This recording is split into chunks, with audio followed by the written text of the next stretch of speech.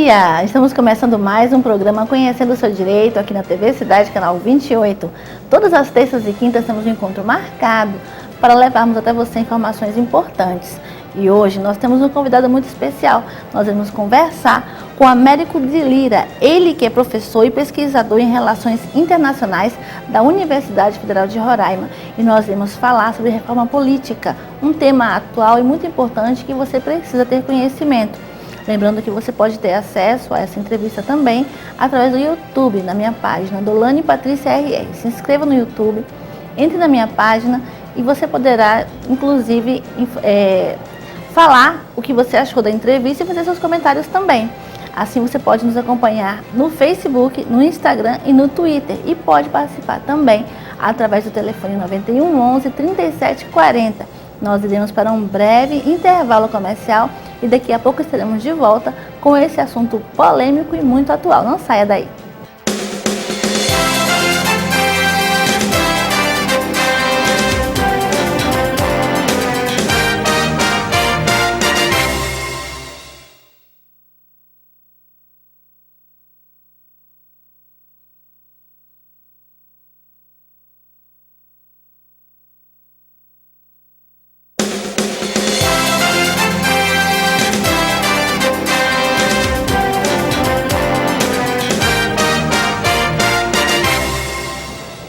Estamos de volta com o programa Conhecendo o Seu Direito, um programa que tem o objetivo de levar informação até você. E nós vamos conversar hoje sobre reforma política com Américo de Lira, ele que é professor da Universidade Federal de Roraima e pesquisador também em Relações Internacionais, um assunto muito importante que você não pode deixar de acompanhar. Nos acompanhe também pelo YouTube na página Dolane Patrícia RR, participe pelo telefone 91 11 37 40 e nos acompanhe pelo Facebook, Instagram e Twitter. Bom dia, professor. Bom dia. Tudo bem? Tudo. É um prazer muito grande ter o nosso programa para falar de um assunto que realmente é de uma relevância muito grande, porque muitas pessoas não têm conhecimento do que vem a ser essa reforma política e da importância dessa reforma no desenvolvimento do país e do nosso estado. Eu gostaria de começar perguntando com relação a essa questão de legenda, né? Muitas pessoas se questionam por que nas eleições determinado candidato tem um número de votos, um número enorme de votos, e outro candidato com um número inferior consegue se eleger e o outro não. Muitas pessoas não entendem isso e a partir daí iremos conversar sobre toda essa questão da reforma política que está sendo tratada hoje lá no Congresso. Pode falar para nós dessa questão da legenda, por que isso acontece? Claro. Primeiro eu quero agradecer, né, a honra é minha de estar aqui, podendo falar de um tema polêmico, né? Um tema que inclusive mobilizou a Universidade Federal de Roraima e o Tribunal Regional Eleitoral. Nós fizemos o primeiro ciclo de palestras Brasil, Democracia, Estado de Direito e Soberania no auditório Alexandre Borges para debater esse assunto, né? Elegemos o ponto reforma política e associamos isso à questão da representação e também da corrupção, né, que é um tema um problema. Grande problema, né? A corrupção, ela tira possibilidades, tira futuro, né? Ela tira saúde, tira educação. Então essa questão hoje ela é uma questão central, né, para se tentar corrigir alguns problemas, como que você colocou bem, que é a questão da representação, né? Como é que nós temos candidatos que se elegem tendo um percentual baixo de votos, ou chegando até ao absurdo, né? De uma pessoa que mora no Rio de Janeiro, isso aconteceu, não vou me lembrar o nome, agora do deputado, que foi candidato para São Paulo, sequer fez campanha e ganhou a eleição em São Paulo. Você vê essas distorções e fala, meu Deus, que isso, né? Isso acontece em grande medida por conta dos puxadores de voto.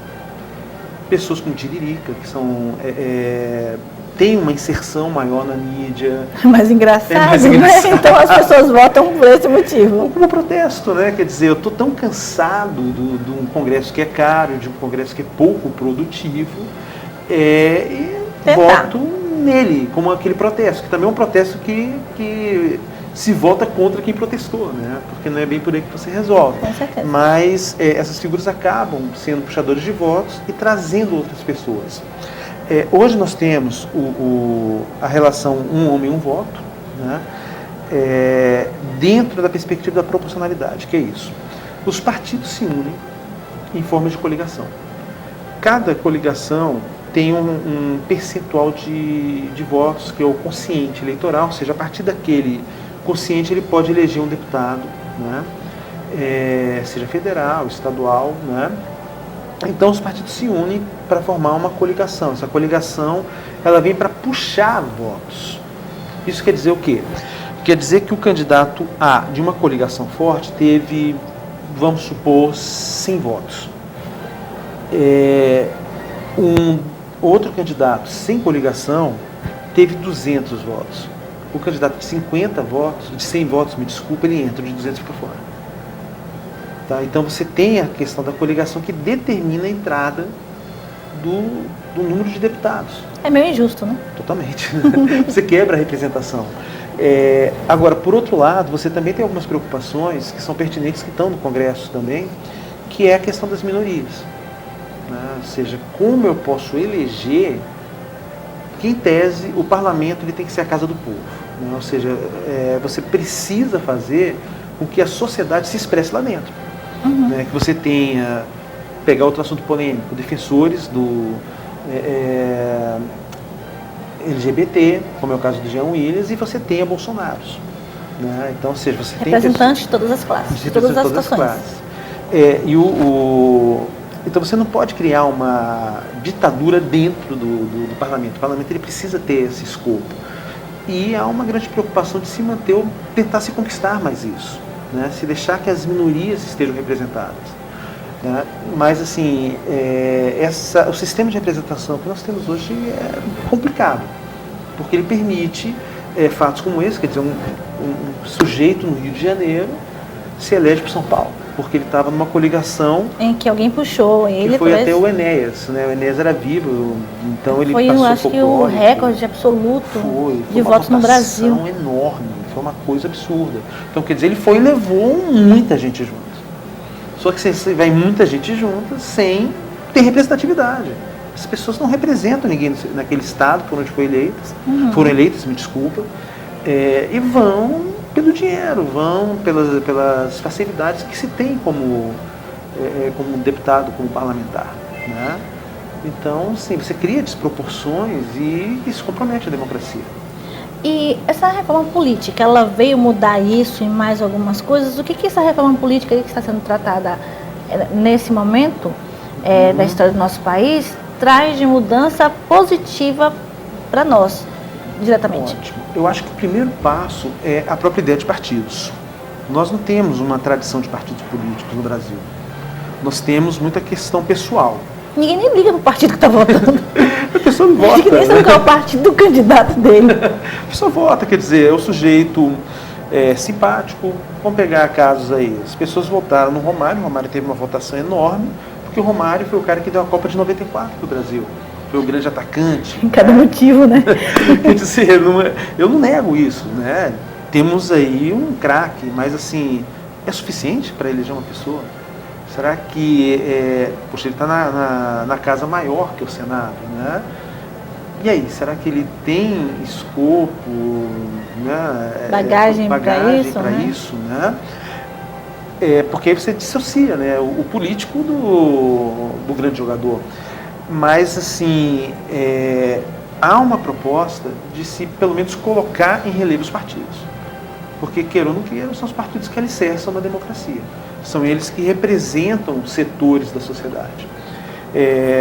Então, existe uma proposta que se chama de lista fechada, que já acontece no Uruguai, acontece no Chile, em Portugal, que está baseada no quê? Está baseada no partido, através de convenções internas, fazer uma lista de candidatos, então a pessoa vota nessa lista. Quer dizer, a tendência aí é você tornar mais complicada a vida do puxador de voto. Dificultar um pouquinho essa mamata. Exato. Quer dizer, ele tem uma votação grande, mas essa votação não é suficiente agora para levar todo o resto de pessoas. Aí você fortalece a ideia de partido. Isso vem a trazer uma consciência para o eleitor de que o partido talvez se torne mais importante do que o próprio candidato. Talvez que, no caso da lista, vem um conjunto, pelo que eu entendi, um conjunto de nomes, onde ele vai olhar, esse conjunto de nomes não está legal, então não vou votar nesse partido. Exato. Então a questão que partido eu estou votando passa a ser relevante. Exato. É o que acontece, por exemplo, nos Estados Unidos, né? Você tem dois grandes partidos, o Partido Democrata e o Partido Republicano, que são partidos com projetos nacionais. E você tem outros partidos. Normalmente a gente fala, não, você tem um bipartidarismo nos Estados Unidos. Não, não tem. Você tem mais partidos nos Estados Unidos. Só que outros partidos, eles não têm projetos nacionais, eles têm projetos regionais, projetos para estados, né? Até pela própria tradição federalista deles. Né? E nós temos no Brasil uma gama enorme de partidos. Muitos partidos. Muitos partidos, e muitas vezes partidos de aluguel. Né? Você tem um partido que ganha uma cota e vende tudo. Vende a vaga, você se candidata, né? Você paga e se candidata. Nós vamos falar um pouco mais sobre isso no próximo bloco. Vamos falar também da questão da reeleição, do fim da reeleição, dessa questão da lista, se vai ser uma realidade também no nosso país. Logo após o intervalo comercial, você não pode perder a continuação dessa entrevista. Daqui a pouco estaremos de volta.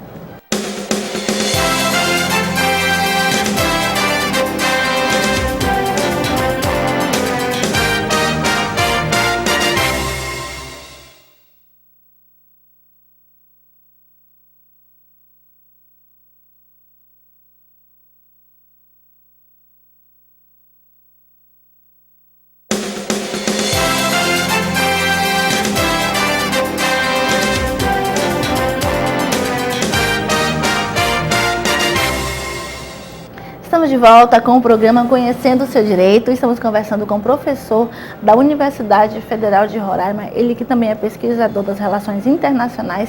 E estamos falando sobre a questão da reforma política, tudo o que está sendo tratado no Congresso e também o que passará a ser uma realidade ou não. As propostas que hoje estão sendo discutidas lá, nós iremos conversar e deixar você um pouco mais inteirado sobre o assunto. Professor, continuando a nossa entrevista e o nosso assunto, essa questão da lista, ela é proposta nessa reforma política também? Para ser uma realidade no nosso país? É uma proposta, agora não é consensual. Né? Você teve, por exemplo, a proposta do distritão, que seria você fazer eleições por distritos, o que setores do Congresso entenderam que não era válido, porque você fortaleceria o poder econômico. Que é um outro ponto de discussão, que é o financiamento privado e público de campanha. Das campanhas. E nessa questão, muito importante esse ponto que você tocou, do financiamento das campanhas. Como é que ficou isso com essa reforma política? Houve um grande problema na Câmara, que acabou sendo conduzido pelo próprio Eduardo Cunha, que é o presidente. Os parlamentares viraram madrugada e fizeram um acordo de cavalheiros. Esse ponto não seria discutido, até porque o próprio Superior Tribunal Federal vem tendo o entendimento de que o investimento, na verdade, você não custeia a campanha, você investe. Né? E quem investe vai cobrar depois. Com certeza. Né? A gente vê aí as empreiteiras. Né? De alguma forma, as empreiteiras colocaram... Eles vão querer um retorno. Não, eles querem retorno. Né? É uma questão de investimento. E tanto que você pega, por exemplo, as eleições presidenciais, elas estão cada vez mais caras. Eles pegam os principais candidatos, tanto no último caso, Dilma, Marina e o Aécio, e todos receberam uma cota significativa dessas empreiteiras. O que acontece também nos estados. Acontece também nos estados. E municípios. E municípios. Então você, olha só, como né, você vai fazendo um encadeamento perverso até. Né? Porque você acaba saindo da percepção de uma democracia, ou seja, onde todos podem participar, e acaba caindo numa plutocracia, que é exatamente aqueles que têm dinheiro que vão poder participar. Né? E os interesses serão defendidos daqueles que têm dinheiro, que foram eles que ajudaram na campanha. Exatamente. Então o próprio Superior Tribunal Federal, ele vem tendo esse entendimento que não dá para continuar com esse investimento, ou se continuarmos, precisamos ter um equilíbrio nisso daí. Né, para garantir eleições mais justas. Gilmar Mendes já está há um ano com esse processo, pediu vistas e não devolve o processo para votação. Então, houve um acordo na Câmara para que essa coisa fosse postergada, e o Cunha fez uma manobra, né, complicada, e passou a ideia de que projeto de que você continua financiando as campanhas. 6 partidos estão com processo contra o Cunha, parece que identificaram um problema de ordem jurídica e a coisa está em stand-by, né? Mas a grande preocupação por trás disso é exatamente o poder econômico nas decisões. Porque as empresas, elas, você colocou bem, elas não são boazinhas. Não. Elas investem porque elas querem retorno, né? E a gente está acompanhando o preço desse retorno para o nosso país. Quem paga somos nós. Quem paga somos nós. Literalmente. Falta dinheiro para a saúde, dinheiro para a educação, né? Porque E sem contar que, às vezes, os direitos que são defendidos são os direitos deles, que muitas vezes são opostos aos nossos, prevalecem os deles, em razão do financiamento da campanha. E com relação à reeleição, o que está sendo tratado nessa questão da reforma política, no que diz respeito à reeleição para presidente e governador? A reeleição acabou, né? Quer dizer, isso daí passou Nossa, uma vitória muito grande. Para os cargos majoritários. Existe uma discussão, mas assim, muito prematura ainda, de também se acabar com reeleições para os cargos proporcionais, ou seja, você não quer, a ideia de que você não quer fazer o político virar um profissional. Então você... Seguir carreira. Seguir carreira. Ou seja, eu vou ser deputado 1, 3, 4, 5, 10 vezes, né? Vou ter uma boa aposentadoria, vou ter acesso a bons serviços, né? Porque eles têm o serviço deles, né? Eles ficam doentes, eles não vão para o SUS. Né? Eles têm um sistema deles de saúde. O Lula disse que o SUS é o melhor do mundo, mas ele nunca foi lá. Ele tem na verdade, eles vão, mas você tem o SUS deles acaba sendo diferente, né? Porque a proposta do SUS é interessante. Ela não funciona, mas é interessante. Ela não funciona. Mas assim, então você tem essa própria ideia de que, poxa, a gente tem que, se vamos delimitar o tempo do mandatário do Poder Executivo, vamos limitar também o tempo dos mandatários dos poderes proporcionais, no caso deputados, né, parlamentares, né, vereadores.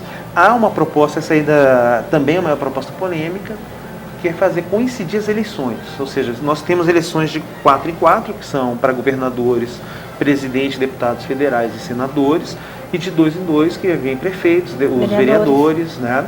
Eu esqueci de falar no de 4 em 4, não falei de deputados estaduais. Então a proposta qual é? Que você faça coincidir as eleições para presidente, para deputados, para senadores, prefeitos, vereadores. Numa única eleição. Só. É mais econômico até, né? É econômico, mas também exige uma operacionalidade enorme, né? Quer dizer, imagino que os colegas dos tribunais regionais vão ter que trabalhar, se a gente até pergunta se eles vão ter estrutura para isso. Né? Porque você vai ter um monstro de eleição. Mas existe proposta para Existe proposta de fazer coincidir os mandatos. Mas ainda não é uma realidade. Não é uma realidade e não é foi votado ainda. Né? Mas o fim da reeleição, isso já é... Foi consensual. Não foi bem consensual, mas passou. A maioria entendia que tinha que acabar com a reeleição. Acho que é a primeira vez que eles votam contra alguma coisa que não é diretamente favorável a eles, né? O que é bom. Sem dúvida. Eu acho que aí tem o peso da sociedade, né? Quer dizer, há uma insatisfação da imprensa, há uma insatisfação muito grande, né? Quanto essa forma de se operar política no Brasil. Isso é bom, essa insatisfação ela gera reflexões e gera um medo do político, né? O político, ele vive do voto. Isso é um ponto importante também que você tocou agora. Ele vive do voto. Então, eu tenho assim, um objetivo, assim, uma vontade muito grande de que a população entenda o poder que tem com o voto.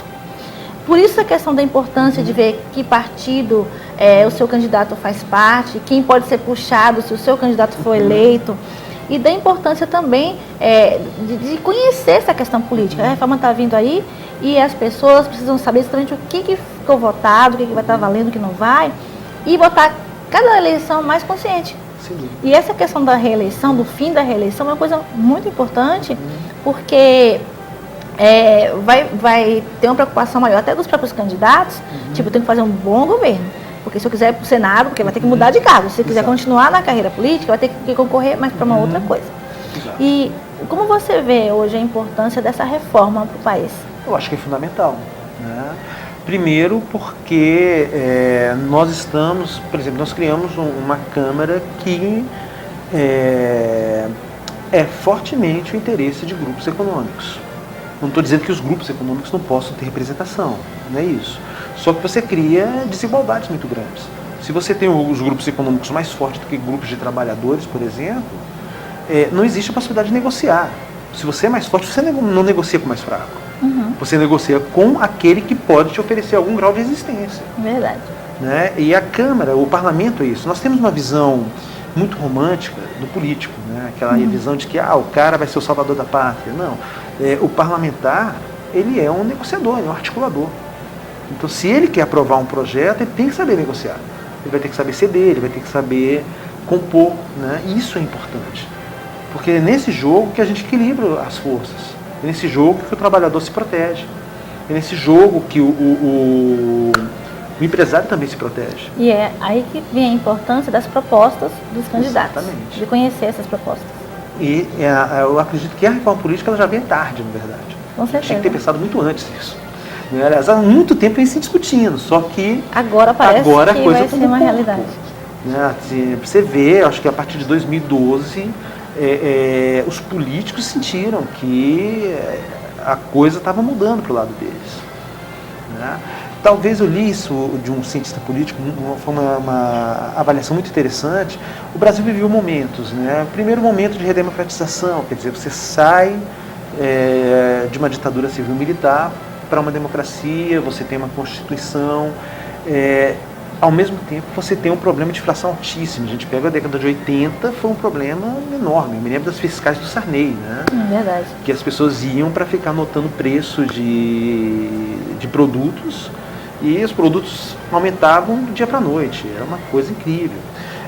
Depois nós tivemos uma estabilidade econômica que permitiu que o povo pudesse consumir, o que também foi um ganho. Então, esse equilíbrio econômico permitiu que outros problemas aparecessem, como o problema da corrupção. E nós vamos falar sobre essa questão da corrupção relacionada a essa questão política e muitos outros assuntos, porque nós vamos dar continuidade a essa entrevista no próximo programa. Nós deixamos desde já o convite e agradecemos a participação hoje. No próximo programa nós estaremos de volta. Você não pode perder a continuação da entrevista de hoje, onde nós iremos tratar de assuntos muito importantes também relacionados à reforma política. Nós iremos para um breve intervalo comercial e daqui a pouco estaremos de volta.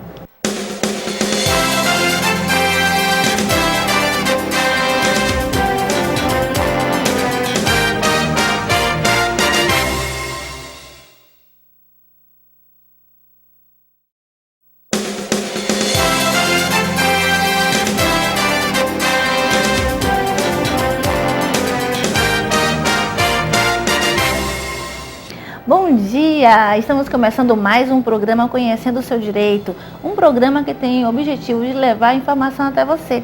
Todas as terças e quintas estamos aqui com entrevistados especiais, assuntos atuais e que você precisa conhecer. Nós iremos hoje dar continuidade à entrevista do último programa, onde nós conversamos com o professor Américo Lira. Ele que também é pesquisador das relações internacionais da Universidade Federal de Roraima.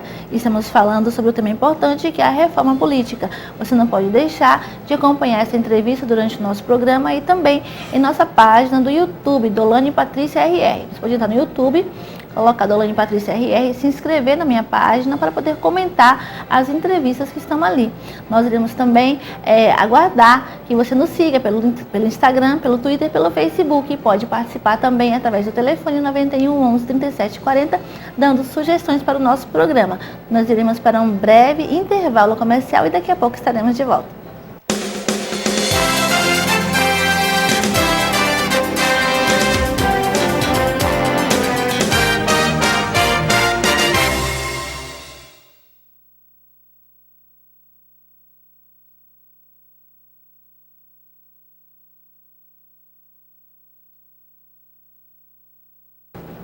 Tá me ouvindo? Tá me ouvindo, tá? Tá sim.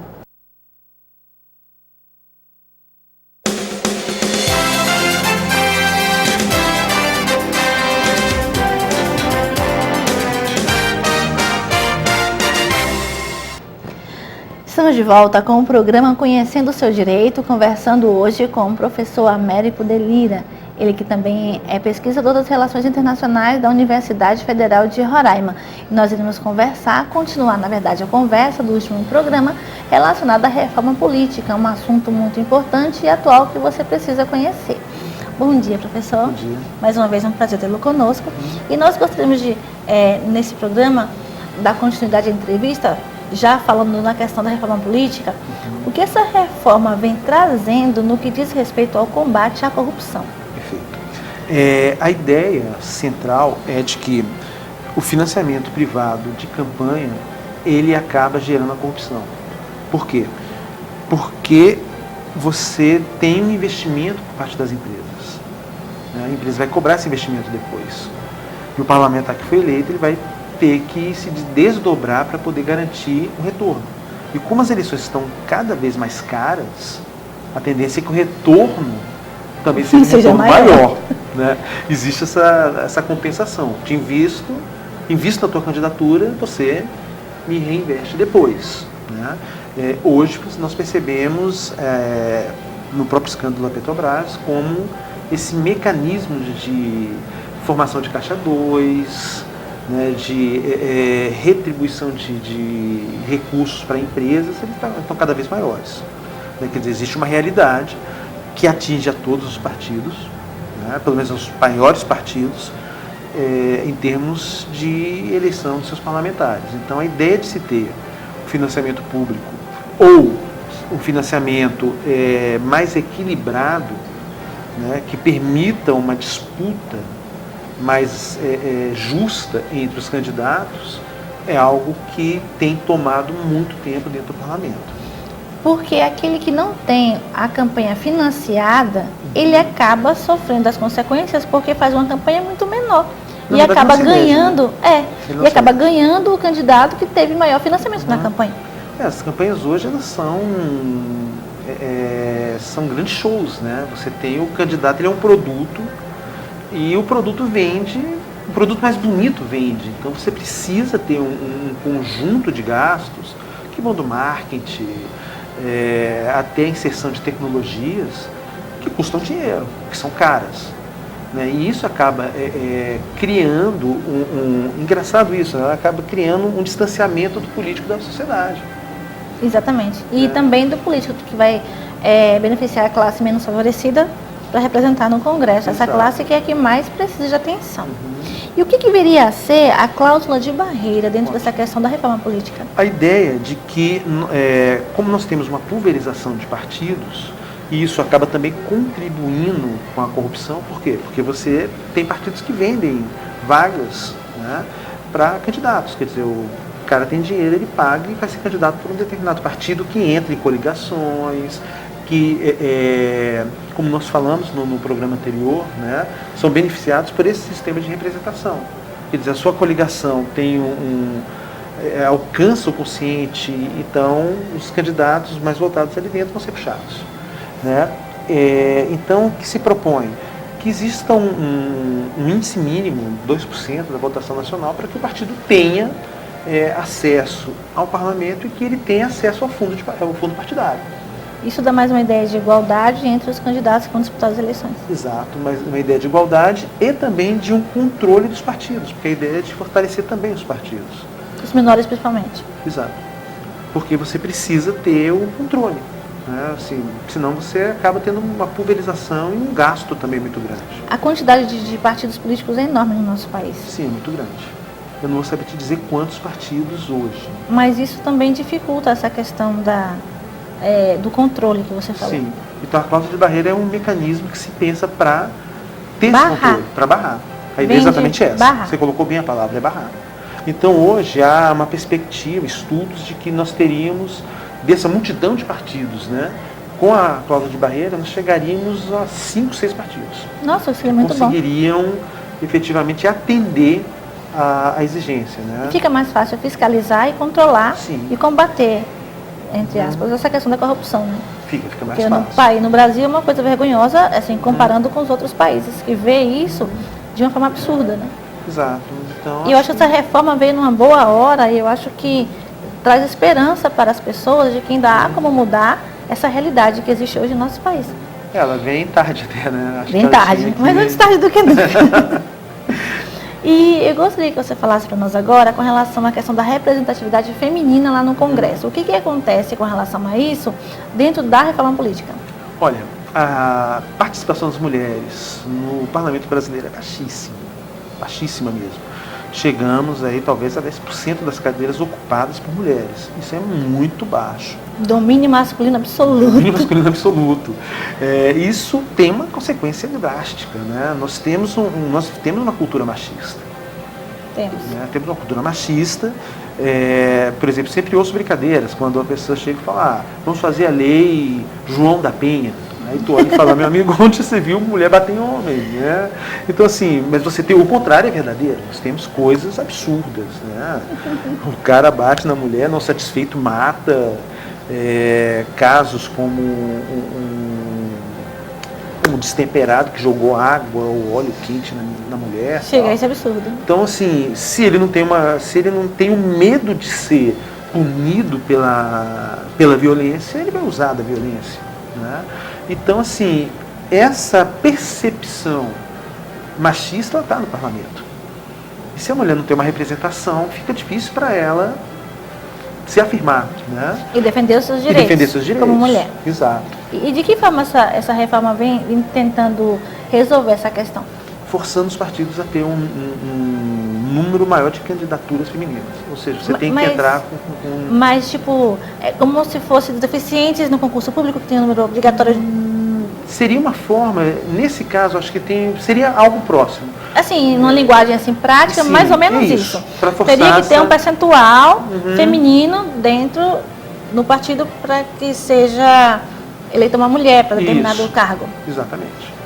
Tá? Porque a ideia é que os partidos, enquanto a base da democracia, eles exerçam essa força, né, de vamos levar as mulheres e vamos colocá-las em postos chaves. E quais as chances dessa proposta passar? Eu acho que essas chances hoje são consideráveis. Né?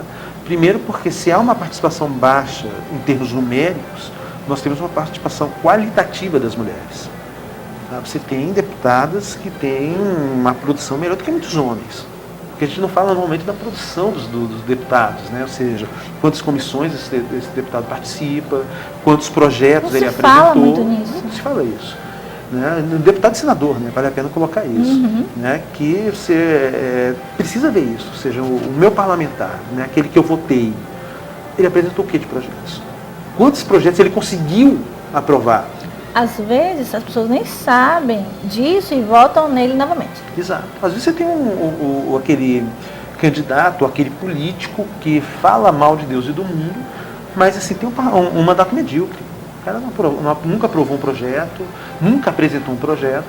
Quer dizer, é um político que pesa para os bolsos do Brasil. Não deixa de ter uma corrupção também. No nosso bolso, mais especificamente falando no nosso bolso. No nosso bolso. Né? A gente está pagando para o cara não fazer nada, para ele estar lá sem participar de comissões, para ele estar lá sem aprovar projetos, sem participar de votações importantes.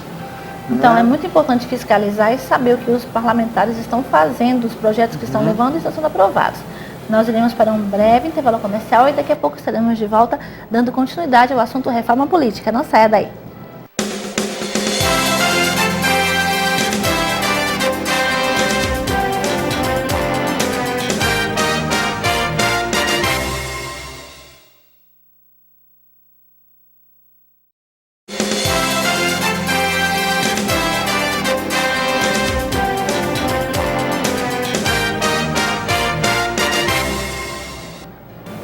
Estamos de volta com o programa Conhecendo o Seu Direito, falando sobre reforma política, conversando com o professor Amélio Kudelira, ele que também é pesquisador de relações internacionais da Universidade Federal de Roraima. Estamos tratando de assuntos importantes que você precisa conhecer. Nós queremos continuar falando, professor, com relação à questão dos projetos. Né? Nós colocamos que muitas pessoas não conhecem os projetos que são votados pelo candidato, e muitas vezes isso acaba se tornando algo de menor importância, que na verdade não é.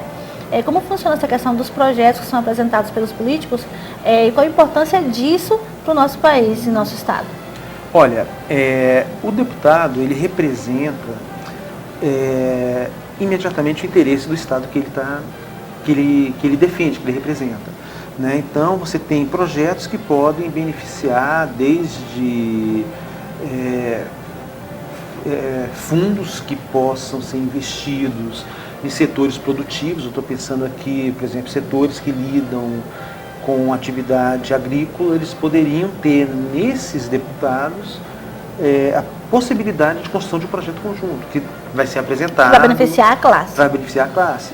Porque o deputado, até daí a noção de mandato de 4 anos, ele representa os interesses do Estado, interesses de classe, interesses de gênero. Né? A ideia do senador, daí um mandato de 8 anos, é que ele tem digamos, uma experiência política maior, tanto que normalmente senadores são políticos que já foram governadores, que já foram ministros, quer dizer, você tem alguém, digamos, com histórico político maior, então eles têm essa mística de que o senador ele é aquele que tem uma capacidade de ver o projeto de Brasil, ele tem uma perspectiva maior. Né? Então, a presença do deputado nessas discussões, digamos, com as suas bases, e a partir daí aprovar projetos, aprovar emendas, elas implicam necessariamente na melhoria do Estado. E é importante que a população conheça as comissões que os parlamentares estão atuando? Sim, é fundamental. Nós temos, por exemplo, a Comissão da Amazônia. Em tese, a Comissão da Amazônia ela discute temas sobre a região como um todo, né? E busca soluções, porque nossa região é uma região diferenciada. É uma região... Em todos os aspectos. Em todos os aspectos. E ao mesmo tempo que é diferenciada, ela é uma região extremamente rica, seja em minérios, o nosso estado é um exemplo disso, seja em questões étnicas.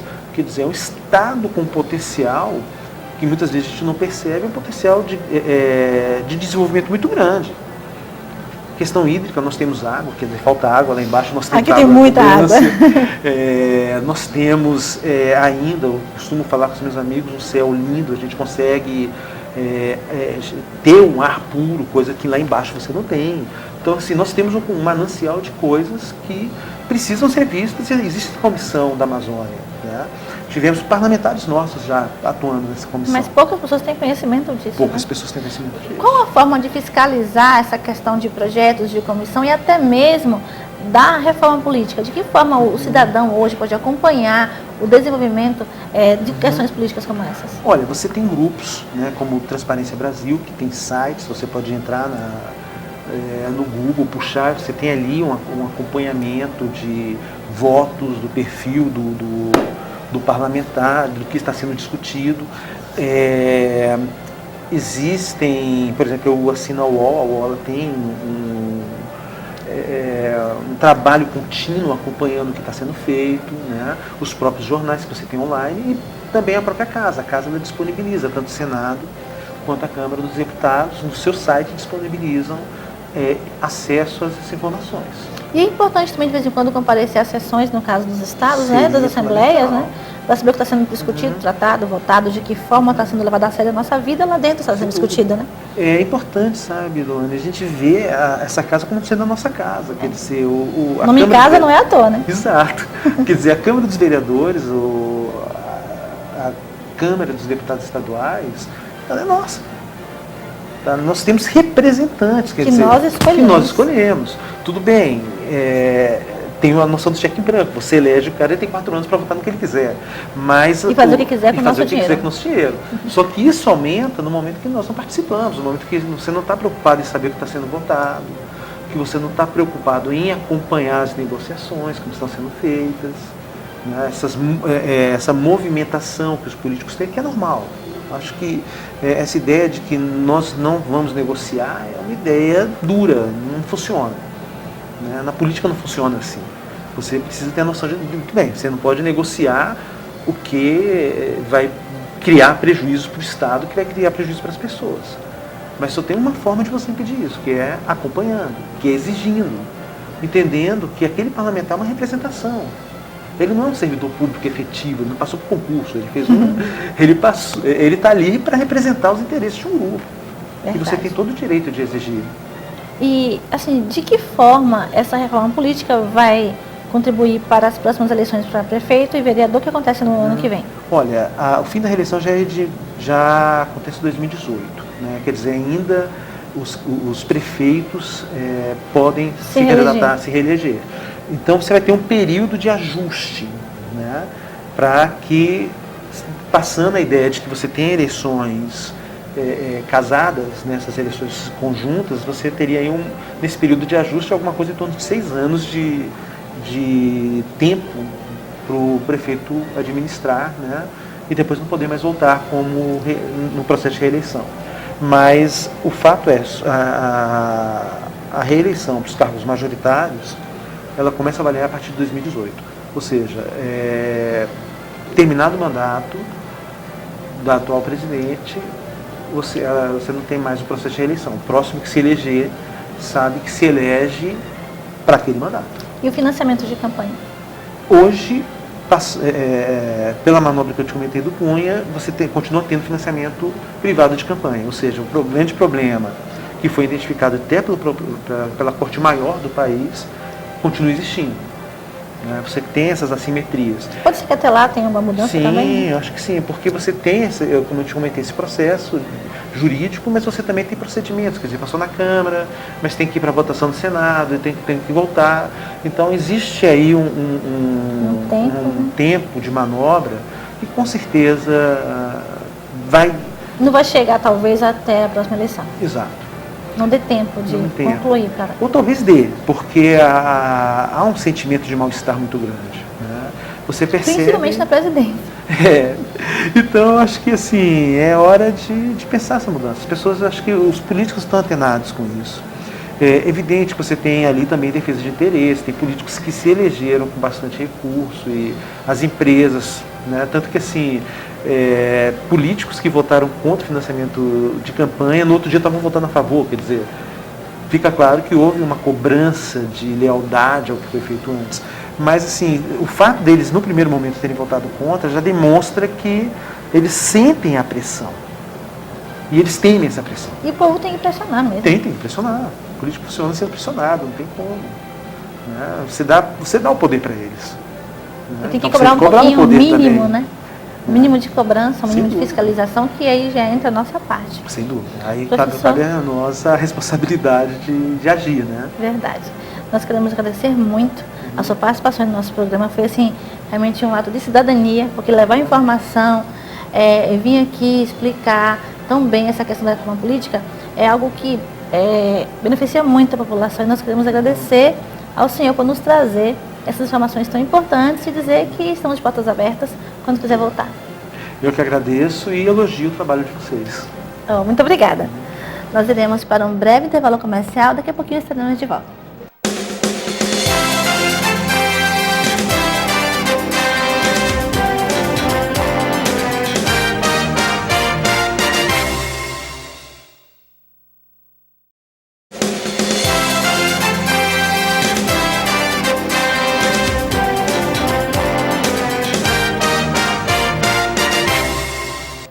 Estamos de volta com o programa Conhecendo o Seu Direito, agradecendo a você pela sua audiência, e queremos também dizer que todas as terças e quintas estamos aqui com entrevistas jurídicas importantes com o objetivo de levar a informação até você.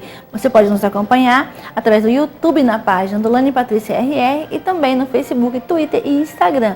Participe e sugira quem você gostaria que estivesse em nosso programa. Nós gostaríamos de dizer também que você pode participar através do telefone 91 11 37 40, sugerindo e fazendo perguntas jurídicas que poderão ajudar a sociedade a refletir sobre assuntos importantes como o de hoje, que é a reforma política. Queremos agradecer também aos nossos patrocinadores, agradecendo primeiramente ao Salão de Beleza Luzes Ré. O Salão de Beleza Luzes Ré tem produtos especiais e modernos para você. Seus cabelos vão estar bonitos em qualquer ocasião. Não deixe de conhecer o Salão de Beleza Luzes Ré. Luziane Souza estará esperando você na Avenida Nossa Senhora de Nazaré, 1768, no bairro Caimbé. Não deixe de marcar o seu horário, seja você loira, morena, cabelos curtos ou compridos. Ela estará lá esperando você para deixar você maravilhosa. Não se esqueça, Salão de Beleza Luzes Ré. Agradecemos agora a Noni de Luxo, a nova mania da cidade. A Noni de Luxo nos veste a cada terça e quinta no nosso programa. E a Noni de Luxo tem vestidos belíssimos E tem também acessórios maravilhosos, cintos, bijuterias, perfumes e também tem um serviço de salão de beleza maravilhoso que você precisa conhecer. Maquiagem com maquiadores profissionais, manicure, pedicure, todos os serviços para que você possa estar cada dia mais linda. Inclusive serviços de depilação estão disponíveis para você na Noni de Luxo. A Noni de Luxo fica na Avenida Araújo Filho 229, no centro da cidade, em frente ao Hotel Barrudada. E o Nonato Lima vai esperar você no salão Noni de Luxo e na loja Noni de Luxo para você deixar você maravilhosa. Agradecemos também ao Ney Maison. O Ney Maison tem um espaço fantástico no Garden e o Shopping Garden ficou muito melhor depois que o Ney Maison deixou alimentos maravilhosos, delícias para que você possa experimentar no café da manhã, no almoço e no jantar. Um ambiente agradável, bonito e moderno para que você possa passar as suas tardes ou as suas noites na companhia de seus amigos. Não deixe de conhecer o espaço Ney Maison no Shopping Garden. Agradecemos também a Tizuca Calçados. A Tizuca Calçados fica na Avenida Ataíde Teve, ao lado da Polo Veículos. E a Tizuca Calçados tem sapatos modernos, sapatos maravilhosos que pode combinar com qualquer estilo de roupa. E ela fica ali ao lado da Polo Veículos. Não deixe de conhecer a nova coleção, porque a Tizuca Calçados tem novidades maravilhosas para você. Não deixe de conhecer as novidades da Tizuca Calçados e a Patrícia Passos vai estar lá aguardando você para mostrar as maravilhas que acabaram de chegar na Tizuca Calçados. Agradecendo agora a você que nos acompanhou em mais um programa Conhecendo o Seu Direito, deixando desde já o nosso convite para o nosso próximo encontro no nosso próximo programa, para que mais informações jurídicas sejam levadas até você. Eu espero você no próximo programa. Até lá!